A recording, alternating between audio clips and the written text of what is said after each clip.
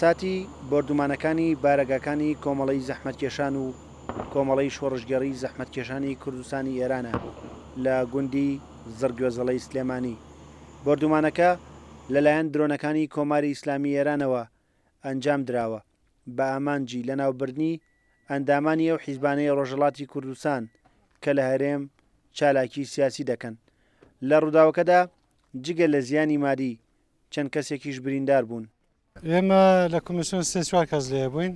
دەنگی کە هات من بە هاوڕێکانم کرد ئەوە دەنگی هاوانەکەیە دێ ئەدی ئەو کە هەڵاتی فریان نەکەوتین مە بڕێنە دەرێ لێدا. چۆ بریندار بوو تۆ جەنابەت؟ برینەکەی بڕە قورسە. یەکێک بریندارەکانە کە تەداویمان کرد بۆ ئێستاش ئەمە بە شانازیەوە هەڵدەگرینەوە شۆڕش و شانازی پێوە دەکەینی و لەو تەقوتوقە ناترسین. زەرەرەکان وەڵا ئەوە بووستە سەعات دێ بەیانیەوە ئێترم درۆنگەلە هاتن و خۆیان کوتابە ناو ئوردوگاکەمانە لە چەند شوێن کە ئەساسی شوێنەکانمانی ڕاگەیاندوانە غاپوری کرد گەوێرانی کردووانە. وەڵام خۆشبەختانە کەسمان لێ بریندار نین، کەسمان لێ شەید نەبووە یا بریندارمانەی یەک دوودانە زۆر جزئیە سەتحی عینەکانیان بریندەکانیان.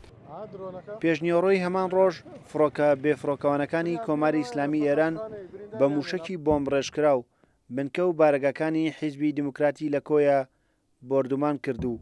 لە سەرەتای ڕووداوەکە ژمارەیەک ئەندامی حیزبەکە گیانیان لەرزا و ژمارەیەکیش بریندار بوون. بەهۆی ڕووداوەکەوە پشێوی و نائارامی بۆ هاوڵاتیانی ناوچەکە دروست بوو. ئەوانەی لە شوێنەکە نزیک بوون دوور کەوتنەوە چونکە دڵنیان نەبوون کەی دەبنە قوربانی. ناو مەدرسەکە بووم ئەگەر قەد و تەقەسێتەقە هاتمە دەرێ هاتی دەرێ زۆری کرد یەکسە مناگشتی شێت بوو هاتم لە حۆشە گشتی بەرەو بووە مامۆساکەکشی بێهۆش کەفت بوون شیشە پەنجەرە گشتیانە خوارە و ئێتە منیش هەڵاتم ئەم کوڕم بدە لای خۆم لە ناو چایخانەکە دانیشتین ئێت هیچ ئەو مەدرسە نەماوە کابینۆشتە گشتی ڕووخاوە.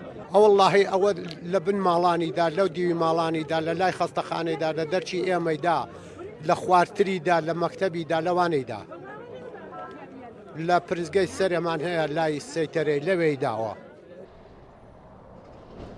لە هەمان کاتدا لە میحوەری پردەی نزیک کەرکووک فڕۆکە بێفڕۆکەوانەکانی ئێران بارەگای پارتی ئازادیان بۆردومان کرد و لەوێش جگە لە زیانە مادیەکان چەند کەسێکیش بوونە قوربانی.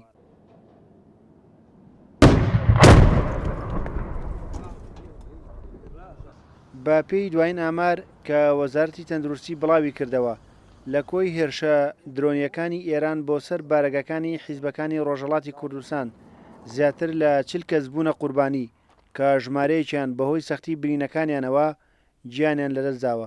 چاوەڕوان دەکرێت تا ئەو کاتەی ناڕەزایەتی و خۆپشاندانەکانی ئێران کپ دەبنەوە مەترسی سەرکوردانی ڕۆژهەڵاتیش لە هەرێم بەردەوام بێت. ڕێبازیوە کورسات نیوز سلێمانی.